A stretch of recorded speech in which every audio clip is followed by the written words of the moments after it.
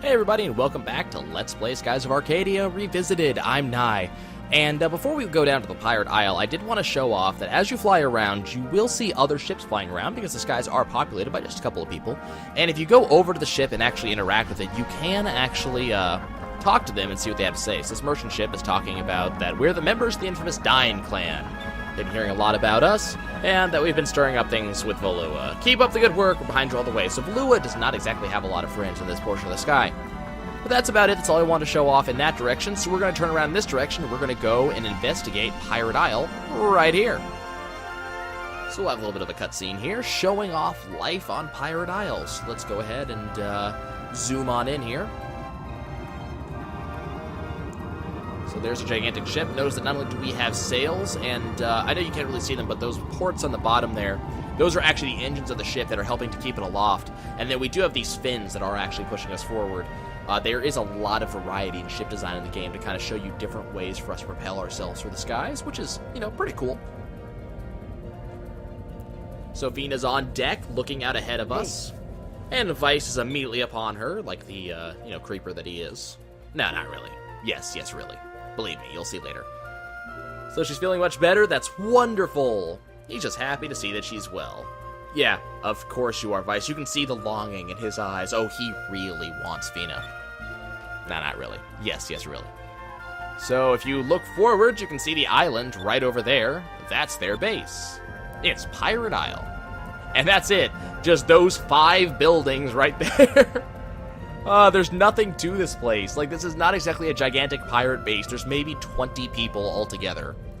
30 if you include the kids. And typically we don't. They're not people. They're just labor that you can use, and they don't have to complain all that much. Hi, wave to us. Hello. See? I told you they'd wave. Look, Fina smiles. That's a wonderful thing. Okay, I know this is supposed to be a secret base, and that's actually wonderful, and it's really cool that the entire just side of the island folds out. That is awesome. Yeah, this gigantic drawbridge thing.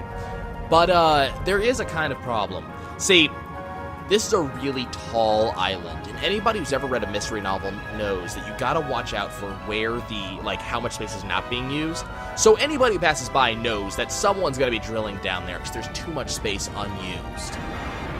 You know, and secondly, and here's the more important thing, this thing's not only big enough to fill a ship, but as you'll notice, as the big drawbridge closes, you can very plainly see the outlines of this door in the rock. Anybody that passes by is going to go, gee, what is that big, very regular black line that goes around that rock that doesn't look quite natural?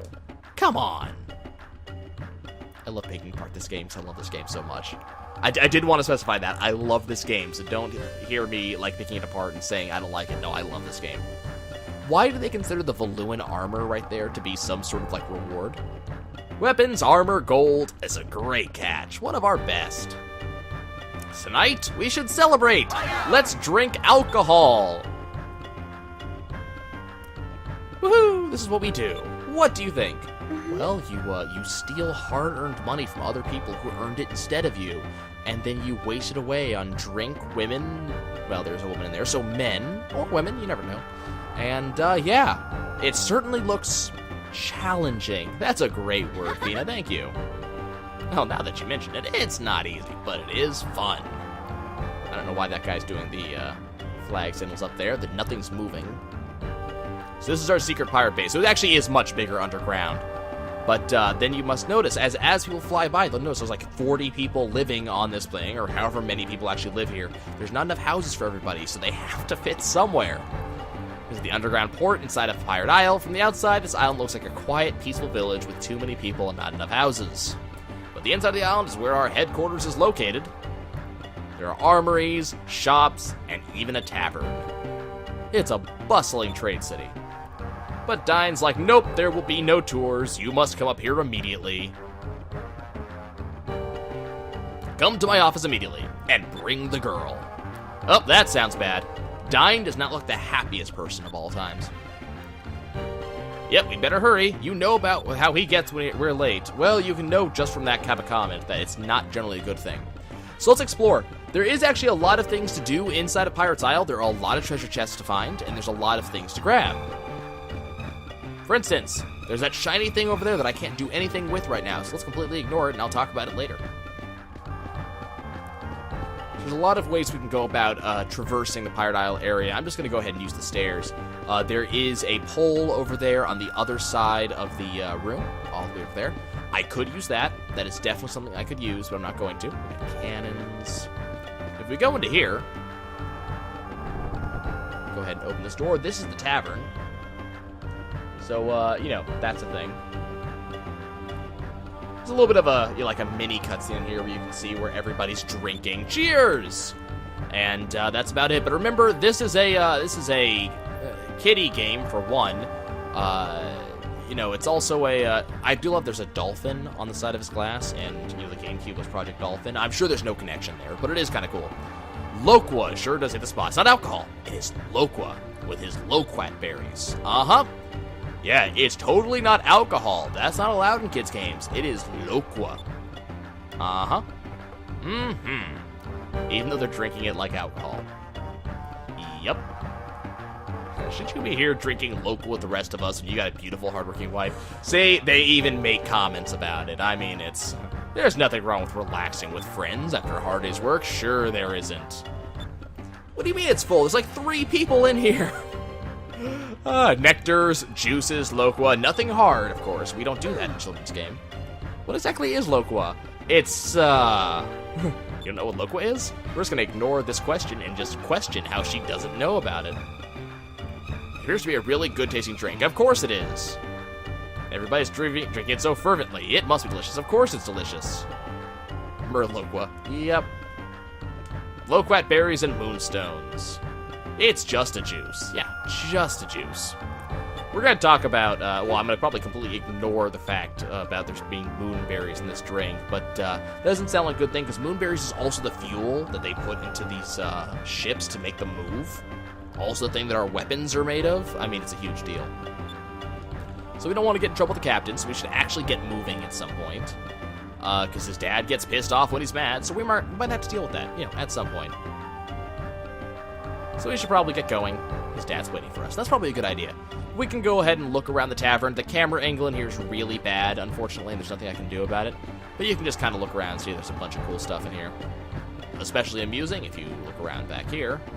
You can see that they do have some Valuan armor here that they've kind of just done stuff to. Yeah. Anyways, go ahead and leave the tavern and instead move on. Let's see. So there's a bunch of chests here. All the chests in the previous, or in the first episode, all of the ones that I got off of the Valuan battleship there, those are all missable. So they're, of course, as you can see, you can assume I'm not going back on that ship at any point. So if you miss those, you've missed them forever. And if you want to get the 100% clear and the secret ending boss, you do need to get all 4 of those. So make sure not to miss those. All the ones on Pirate's Isle, and actually most of the chests in the game, are very easy to get again. You don't have to worry about that. But, you know, always better to be safe than sorry. So we're going to talk to Zach, the weapons merchant. It's a weapon and armor shop, but he's going to have to charge us even if we're a fellow air pirate, because he's got to go to a lot of trouble to get your stock. Yeah, I know.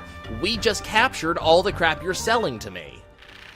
But that's fine. We have 414 gold. It's not exactly a lot, but it will allow me to buy a pirate cutlass, which will increase the damage that Vice can do, which is kind of important, so we're going to go ahead and up that. We can also probably buy ourselves a leather crescent, which is going to upgrade the damage that Aika can do, which is also kind of important. But that's going to be about all I can afford. I don't make a habit of selling things that I don't need anymore. It's mostly because, hey, I like to have it. I like to feel, you know, full bags as I walk around. So unfortunately, we're not going to have any more money. Typically, I'll sell extras if I happen to have anything extra of anything, but I just sort of a habit that I do not sell stuff in RPGs. I don't know why, I just don't. So we may be out of money for a little while, but don't worry. If I ever need money, I will off-screen some farming. Probably not going to happen all that often, but it may happen every once in a while. So let's go all the way up here. So this is the bunks. So we can actually see that they do have, yeah, there are hammocks in here. There are some people sleeping in those hammocks. Congratulations to them. And someone had a pink pillow. I'm sure it's Timothy the Gunner. So we will go into Captain Dyne's office for another cutscene. If you notice the screen darkened, that means it's a cutscene. Hi, Dyne. Vice and Aika are reporting for duty, and we're completely late because we toddled into the tavern for a little while. And we brought Fina, like you requested. You dirty old man. Sup? Oh, man, you're looking all kinds of serious right now. You're a little late. Leave me alone. Leave me alone. I had to entertain an audience. He's Dyne, the captain of the Blue Rogues, and there are some questions he wants to ask. Will you answer them? Sure. He's been sailing for a long time, but he's never seen anyone wearing clothes like hers, because, you know, he's gone all the way around the world and everything. What country is she from? Why is she traveling alone? Now, here's the thing. This is kind of a trick question when it comes to swashbuckling, because you'd want to defend Fina, right? Because, I mean, a swashbuckler, a badass pirate, would defend his friends, and he would, you know, do important things, and he would not let anybody browbeaten in such a way. The problem is, a good swashbuckler would also know when to defer to the person above him, which is what we're going to do. So we're going to sit quietly and listen. And there's the swashbuckler sound. On the other hand, Aika's not so intelligent, so she starts to defend Fina. Look how this works. Silence. Say nothing. I am the captain. It is my duty to protect the safety of my family and my crew. See, that's why we deferred to him, because he's doing what he's supposed to be doing. It's cool. If this girl's a danger of any sort, he cannot let her live. Oh, you should be killing her right now then, because she's going to make a lot of danger for everybody around here. So, Fina, let's talk. So she'll just sit there, and her response is, I cannot say. Why is that? Is that because we are air pirates? Don't you trust the pirates? No, that's got nothing to do with it. I thank you with all my heart for saving my life, and please don't shoot me in the head like you did to that soldier earlier on in the game. But I cannot tell any living soul about the purpose of my quest, even if it means sacrificing my own life. Now, what would you think would happen? Wouldn't you think that the guy who just said, if I have to kill her, if she would hurt my crew or my family, I will do it. Wouldn't you think he'd be kind of pissed about this, that she's not actually going to do something for him? Maybe? No. I have no intention of endangering any of your lives. If you believe anything that I say, please believe this. Remember, we're talking about trust between a pirate and some random traveler just wandering around the Valuans had a lot of interest in. And Dyne's response is... ellipses, and... looks like I lost this one. Yeah, so the hard-ass captain just gives up as soon as she says no. Just, that's it. Just, nope. Okay, then. I don't even know why I asked. I'm such a silly man. Just, I understand your dilemma, and I can see in your eyes that you're true to your word. Does this ever actually work? Have you ever been in a real situation where you've looked into someone's eyes, just looked into their eyes and went, I know you're telling me the truth?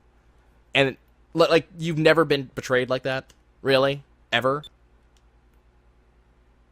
Now, though we're air pirates, we also have a strong sense of honor. Sure you do. Our pirates are special. You do not need to divulge the details of your quest. Understand that you now have my trust. You did nothing to earn it. Be careful that you do not lose it. I don't know how I would. I didn't do anything to get it. Thank you, Captain Dyne. Thank you kindly. Will not disappoint you. Okay, so we're going to bring her topside and give her a tour of the village, because that's going to be fun. Way to go, Dad. You're the best. It's not Dad, it's Captain. Running jokes, I like them sometimes. Don't be late for dinner. That would suck. Okay, so now we are, until I trigger the next cutscene, we have sort of carte blanche to explore. And the first thing we want to do is we want to engage this bookshelf. Yes, I know. Do thing. Thank you. The book, if you go to the right side of it, the bookshelf will slide away, allowing you access behind it, where you can now go down this ladder to get a treasure chest that we saw a little bit earlier. Again, all of the treasure chests are available immediately right off the bat, so if you want to do these treasure chests, you can do them as soon as you start, well, basically as soon as Captain Dyne stops talking. So here's 150 gold, which I will probably use a little bit later on in order to buy some armor for myself. But not really all that important. But, yeah, so that's there. But yeah, you don't really have to go and explore and get all the treasure chests immediately. You can get them later on, because you will be able to come back to Sailor's Island even after you leave for a while. The reason why you want to do it now, though, is because, like many rewards that you would get from areas like this, starting areas, they are leveled, so they are more important now than they would be later on in the game. So do keep that in mind. Okay, so we have some things we need to do while we are on Sailor's Island, some things that cannot be done later. Aika is just going to go take off, and she's going to stop at her house, and she has to freshen up. It's a girl thing. So she'll see us later. So it's just going to be me and Fina, not that that will ever come up, but that's going to be the case. So we're just going to go ahead and run around the town for a little while. Okay, let's see. We need to go and... we need to find a couple of treasure chests. There's one right here, which is going to give me some healing crystals. Fantastic. Okay, the next thing we need to do, I have to just find all of the treasure chests. The next thing we want to do is we want to talk to, which boy? We got to talk to Jimmy here, and he wants to play hide-and-go-seek, so we'll go ahead and play. It's kind of important for later on. So they're going to go hide, and we're going to have to go find them. We have to find the 3 kids and Pow the dog.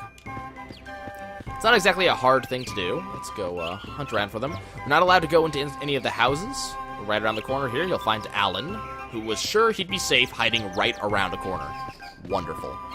If we go ahead and hunt in this direction, we'll find the girl right around this corner. Hi, Lindsay! Yes, you should have hidden somewhere else. And then if we go around to the other side of the house, in between the crates here, Pow, you should hide, better, hide better next time. There we go. Of course, the dog understands exactly what I'm talking about. And now we have to find the last one, and this one is the hardest one of all. He's hiding the best hiding spot right behind this curtain. Hi, Jimmy! All right, that's everybody. I win. It took me all of a minute. Okay, so he's going to tell us a little secret. The bookshelf in Captain Dyne's room, there's some sort of secret to it. He was looking for a book in there one day, and it moved. Maybe we should check it out. Well, thanks, man, but I already knew about that. In fact, I already plundered that particular treasure chest, but thanks for the hint. It is kind of important, though, because I believe you cannot get one of your crew members unless you do that. Or not, I don't know, but it's something I do anyways because it's a very unique interaction. It's very cool.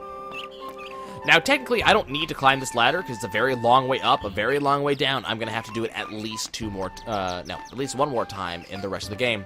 But there is a chest up here, and because I'm doing completion as I go to make sure I don't forget anything, I'm just going to go ahead and go right on up here and get it. You'll notice a shiny thing over to my left, similar to what we saw down in the actual harbor itself, but we don't have the ability to access that right now. We won't have the ability to access that for probably about 7 or 8 episodes, so we're not going to worry about that. Instead, we're going to go ahead and open up this chest, which is going to contain 3 more Sacri crystal, and then we're going to be done here, and we're going to go right back down that very long ladder. Do notice that we are above a layer of clouds here. This will become a little bit more important later on in the game, but do note that we go all the way up with no ill effects, and now we're going to go all the way back down again. This is a very, very, very high ladder. Notable is that that actually goes to Lookout Island, which does exactly what you'd expect. It's a crow's nest. So interesting thing. Come on, let's go. A little bit further. There we go. Very, very long. Okay, so that was easy stuff. And everybody comments about how long that is. So we'll go to this island right here, and we will grab what's in this chest, namely 2 more magic droplets. Almost done. We got 1 more chest we have to grab before we can go ahead and trigger the next cutscene. Want to make sure we get all the chests. All this stuff is very important. The magic droplets are actually one of the most important items in the game. Not because of any particular thing. If we go right on over here, you'll notice this stone tablet seems to have a seam in the middle, and if you interact with it, it will open right up and allow you to walk right in. We'll be coming back to this spot again later. But for now, we're just going to walk in and... Come on. There we go. Now we're just going to walk over here and grab this treasure chest, which contains another Moonberry. Moonberries are a little bit rare in the beginning of the game, but they are a uncommon drop from just about every enemy type in the game. So by the time you finish the game, you will have more than you'll ever need. Like, you will actually have some just sitting and rotting in your inventory because you won't need them anymore. You'll have gotten every super ability in the game, especially if you farm for them, which I may or may not do. We're going to find out. So now that we have found all 5 of Pirate Isle's treasure chests, we're going to go ahead and save. I don't really care about that second save slot because I'm going to do everything in this save slot anyways, but good to know. And now we're going to go ahead and trigger the next cutscene. And by next cutscene, I mean optional cutscene. It's a secret one. One that you wouldn't think to do unless you know where to look. If you come over here, there's a handkerchief hiding on the side of Aika's house. If we go ahead and activate it, we'll get this little pseudo cutscene right here, where Vice wonders what it's for. There's something underneath it. It's a hole. And we get to see basically the one of the only times Aika will ever have her hair down. And we get the creeper music in the background. And Aika all of a sudden notices that someone's there. And her response is amazing. She picks up a pillow and throws it at the hole, which somehow hurts Vice's eye. Now, I want you to think about this for a minute. It's a hole in a wall. This wall is an outer wall of a building, so it's probably 2 or 3 inches thick, maybe. She throws a pillow at it. Now, a pillow is not an object which very easily goes through a wall. It's kind of flat. It's full of, like, cotton and everything. It doesn't, like, stuff through walls. And yet, Vice still hurts his eye. So either he's doing the cartoon thing and his eye is poking through that wall, or somehow her pillow went through and hit him in the eye. And keep in mind, one of his eyes is protected by a goggle. I don't even know. And apparently, Aika's able to see exactly who it is by eyes. That's a really freaking big hole. That must be what it is. It must be a huge hole. I'm thinking just like a very small hole about the size of if your fingers curl up into a circle. That's the size of a hole I'm thinking. If it's a hole this big as your freaking head, that's something you need to get fixed. I was just looking under this handkerchief. I didn't know. You probably put there to draw people's attention. That's probably right. Notice that Aika was blushing just now, by the way. That was a very important thing. But yeah, this is Aika's house, and wouldn't you think that Vice would know about that? Go away. Can't you leave me alone for just 1 second? And that's about all we have to do in here. You can go into the various other houses. This is the training dojo. It'll teach you exactly what each element does, for the most part. All the different colors of magic. And then the other houses just have people to talk to, but we don't really care. There's nothing really for us to do there. So instead, we're going to go into Vice's house, which is this one right here. And going in triggers yet another cutscene. There's a lot of cutscenes. It's a very cutscene-heavy game in the most place, but I'll be talking and commentating for the majority of it. So there's Vice's mother. Welcome back. Glad to have you. So you're Fina. Nice to meet you. Wonderful stuff. The pleasure is all mine. I hope I'm not intruding, blush. Don't be silly. It's been a long time since we've had guests. Most of them are prisoners, political or otherwise. No one really comes to eat for dinner. Gotta finish cooking, so go outside and have some fun. I'll call you when it's ready. We did everything we can do outside. There's not really much. You don't have a tremendous nightlife here.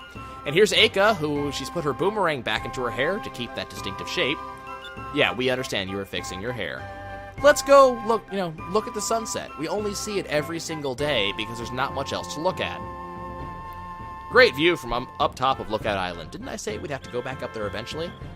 Yeah, I gotta climb right back up Lookout Island. The problem is this time, the surroundings did change. Now, we will every so often get to see really cool surroundings, but it is nice that they did an entire color swap of the surroundings to really show off the fact the world is entirely basically made of clouds, and that, clouds do a very good job of catching the sun rays. The problem is that once I get up to the top, we're going to immediately hit a cutscene, which will then immediately transport us back down to the bottom. So even though I'm climbing up right now, I wouldn't have a chance to grab that chest that was up here that I grabbed earlier. So that's why I did come up here when I did. So let's continue going all the way up. A little bit more. There we go. So as you can see, brilliant reds and oranges. And it really does a good job of showing off the fact that, again, it is nothing but clouds around. There's nothing else. This is a land of clouds, a world of clouds. We'll explore more into that later. So now we have the peaceful theme in the background. Notice how fast those clouds are moving. Those are really fast-moving clouds. There's a lot of wind in this world. It's absolutely so beautiful and peaceful. He comes up here to relax and watch the sunsets. It's so romantic. And he often wonders what lies beyond the sky, beyond the sunset. What do you mean beyond? Even Fina doesn't get it. Some say there are monsters. We fought tons of them on the way to your house. We know there's monsters. Others say there's a maelstrom that either blows ships away or pulls them in and they're never seen again. We saw those too. They're called sky rifts. Your navigator even told us what they do to ships. We know about this. You're looking at one, it's right behind your head. And there are others that just say it's impossible. Interesting. Silence. I want to know what's out there. Besides, I don't like giving up on anything without giving it my best shot. Giving what your best shot? Someday I'll be the captain of my own ship. I'll go beyond that sunset and I'll see what's out there. We're sure you were. You're the protagonist. You will do stuff like that. I bet if you could go beyond the sunset, the sky would look even more beautiful. Just wait like 18 hours. The sun will be straight freaking up, and you will see what it's like without a sunset. That's how it works. All of a sudden, Vice and Aika suddenly become very interested in something, and the reason why is a shooting star. Not only one, but lots of them. It's a moonstone, apparently. Not like an asteroid or something like that. A moonstone. There it is. And it strikes that island over there. It doesn't even shake it, but there is a flash of light. We're looking through Vice's goggle right now, by the way, which is a very interesting shape. But he thinks landed right on that island over there. That's Shrine Island. You only look at it every day of your life. You should know exactly what it is, because there's not a lot of ground around here. All clouds. Not exactly a lot of, you know, what's the word? Landmarks. It's been a long time since we've seen a moonstone fall. And what are the chances, really, of a moonstone falling on that exact small piece of rock? That was a moonstone? That's right. Fina, you've heard of moonstones before, right? They're pieces of rock that fall from the moons. A moonstone. They usually crash land on the islands. Usually. They usually crash on the islands. They don't miss entirely. They usually crash land. They're a really powerful source of energy, too. We use them for all sorts of things. They power our airships, and we can also forge weapons out of them. We also put them in our drinks. Oh, yes, I know of moonstones. See, she knows what we're talking about. But it's our first time seeing a moonstone actually fall from the sky. You thinking what I'm thinking? Oh, yeah. We should try to recover the moonstone. Let's go first thing tomorrow. And now we're called down to dinner by Vice's mom. Dinner's ready! Let's go. You're gonna eat with us, right? Well, of course she's going to. There's no one else to eat with. There's not exactly a lot of places to go. Again, you don't have exactly the best nightlife on your planet. On your asteroid. You know, actually a planetoid might be the right name for that thing. It is round like a planet. And Fina has the closed-lidded eyes, and she looks up to the sky at the moon. I say moon because it looks the closest to ours. That is actually the silver moon. And the "you are sleeping" sound, which just about every RPG has some form of. Quick little cutscene to finish us off, where they tell us exactly what we're going to do today. What are we doing today, Brain? I'll tell you what we're doing today, Pinky. We're going to go get that moonstone and try to take over the world. Up goes Vice. It looks like a very uncomfortable bed. Morning! We're going to Shrine Island today, right? Yep, I'll be right down. Yada, yada, yada. Okay. Well, that's about it for me, guys. I'm going to go ahead and go save over here because, again, there's a lot of cutscenes that I do not want to have to watch through again. If you go over here and you talk to Vice's mom, she's going to give us 2 Sacri crystals, which is better than Sacri crystals. And then she tells that if you come back home, you can rest up. The home acts like a kind of inn. Now, if you talk to Fina, you know, first you rescued me, then you let me stay in your home. So she'll be leaving now. Good luck. Nope, she's not coming with us. Hi, Dyne. You got something to give me? Take this from yesterday. You get a purple rock. Now, this purple moonstone allows me to turn my weapons purple. Yep. Give it the power of ice in battle. Not incredibly useful, but it will actually talk just about magic experience. I'm going to skip that because we won't actually need to know, because I already told you guys about that. But, yeah, we can now use our turn our weapons purple and gain purple experience. Not altogether useful. The only thing purple does that we would actually want is it gives us silence, which doesn't work on any enemy who you'd want to work on, so there's kind of no point. Good morning, Fina. Did you sleep well? I'm sure she did. She had a rock to sleep on. Yes, thank you. So we're going to head over to Shrine Island. She can relax at his place. There's nothing to do. Just rest. I'm sure your head still hurts. Boat's in the upper dock, and it's ready to go. And we're ready to go. So that's going to be it for me today, guys. So we're going to go ahead and go over here and save. Save point. Slot A. And we're going to save in Pirate Isle Village. Fantastic. Okay, guys, well, that's going to be it for me. I'll catch you guys next time. We're going to go to Shrine Island and go catch ourselves a moonstone. I'll see you guys then.